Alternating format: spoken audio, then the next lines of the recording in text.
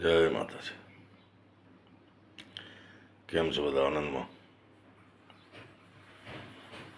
આજે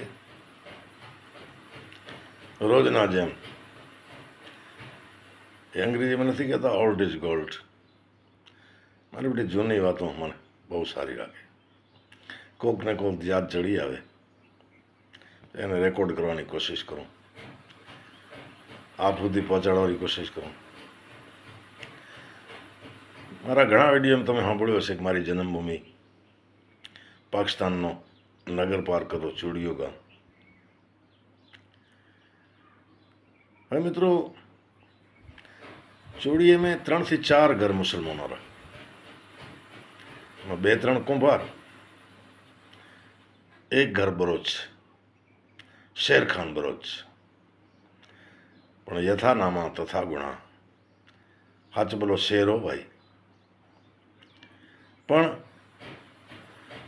ઘરની આર્થિક પરિસ્થિતિ આવી, ગરીબાઈ ભરડો લઈ ગયો ભાઈ. હવે શેરખાન બળદન ગાડો ખરા, એક બંદૂક ખરી, એટલે કોઈ નગર હું કિંમતી વસ્તુ લાવવી હોય તો લાવી દે. એમાંથી જે 5 રૂપિયા ભાડો મળે એમાંથી ગુજરાન ચલાવે.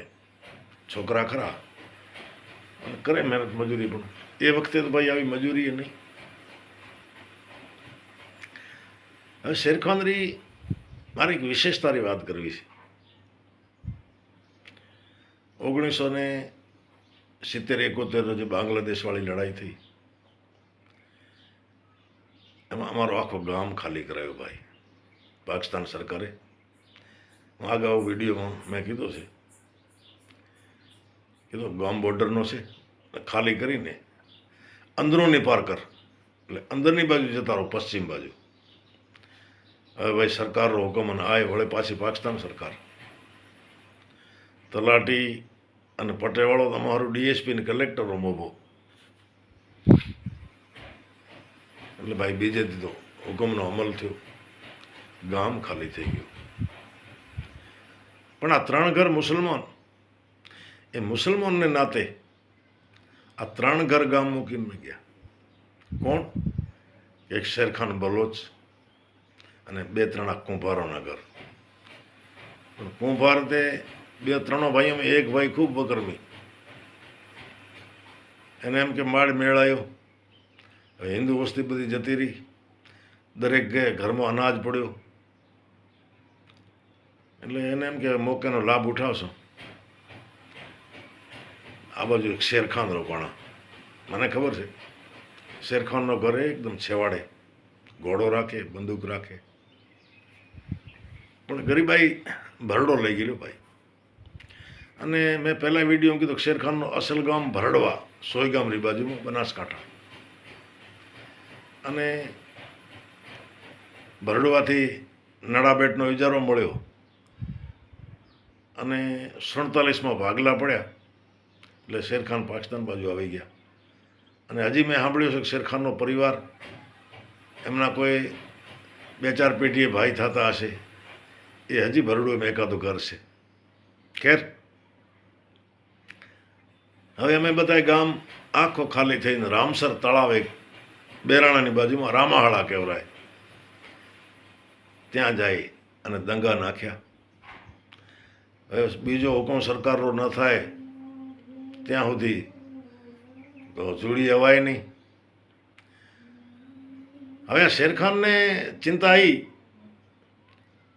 કે આ વસ્તી બધી જતી રહી, ગઢવી, બ્રાહ્મણ, સોઢા, મેઘવાળ, કોળી, માણસોને ઘરોમાં અનાજ પડ્યા છે. હું થાકલ માણા અને લઈ જશે મારા બેટા કુંભાર ને પડશે મારા માથે. માણસો એમ જાણશે, મને કહેશે તો નહીં.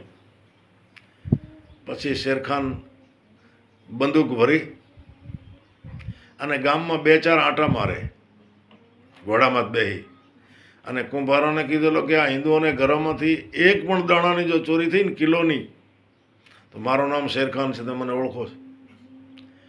અને સાહેબ મહિને દિવસે અમે પાછા આવ્યા, પણ કોઈને ત્યાંથી 1 કિલો દાણાની ચોરી નથી થઈ.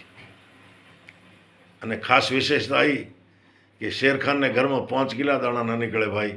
આવી ગરીબાઈ ભરડો લઈ ગયેલ એ શેરખાન. હું તો એમને બા કહેતો. પછી તો વૃદ્ધ થયા, ધોળી દાઢી અને એવા મેલા ગેલા બિચારે સલવાર ને કમીજ ને પહેરેલ, માથે ધોળી પાઘડી માથે. પણ એ શેરખાન હતા. તે આજે બેઠે બેઠે મને શેરખાન યાદ આવ્યા. અને એ માણસો કહે છે કે, અને હું તો દર વખતે કહું છું કે એવા માણસો એ હિન્દુ હોય કે મુસલમાન હોય, એમને હું પ્રણામ કરું છું. હું એમને સલામ કરું, એમને પ્રણામ, વારંવાર પ્રણામ કરું. અને એ શેરખાન 71માં આપણી ભારતની ફોજો આવી ગઈ, ક્રોસ કરી ગઈ અમારા ગામ. અને શેરખાન પછી એક જ 3 ઘર કુંભારોના ને 1 શેરખાન આ ગામમાં રોકાલ. પણ વસ્તી એમની અદબ બહુ જાળવતી ભાઈ. ભારતની આર્મીના અધિકારીઓ આવીને કહેતા કે ઇસ ગામ મેં મુસલમાન કે કિતને ઘર હે. ભલે માણસો કહેતા હશે કે સાહેબ છે 1-2 ઘર, પણ આ તો અમારા ભાઈ જેવા છે સાહેબ. એટલે એમને કોઈ રંજાડ નથી.